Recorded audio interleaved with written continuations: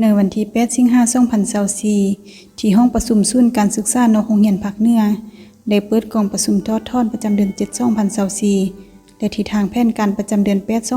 2024โดยภายใต้การเป็นประธานของทาน จันทวงศ์ มณีพร ผู้อำนวยการศูนย์การศึกษานอกโรงเรียนภาคเหนือมีห้องผู้อำนวยการศูนย์มี3หน่วยงานมีพนักงานวิชาการภายในศูนย์เข้าร่วมทั้งหมด20ทานหญิง7ทานตั้งหน้า3หน่วยงานได้ผ่านบทสรุปประจำเดือน 7 2024และทิศทางแผนการประจำเดือน 8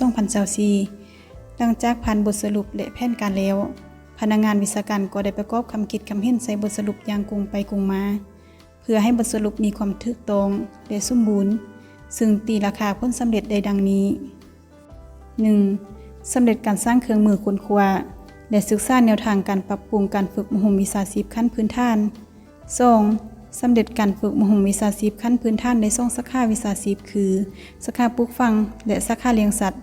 ให้กลุ่มเป้าหมายเมืองปักอูของโครงการอาหารเที่ยงจำนวน64คนหญิง18คน 3. เข้าร่วมฝึกอบรมการสร้างผลิตภัณฑ์และการตลาดกองประชุมได้เห็นดีเป็นเอกภาพรับรองเอาแผนการตัวหน้ามีดังนี้ 1. การเกี่ยมลงเก็บกรรมข้อมูลวิจัยค้นคว้าและศึกษาแนวทางการปรับปรุงวิชาชีพขั้นพื้นฐานอยู่แข้งสยามบุรีและแข้งร่วมพะบาง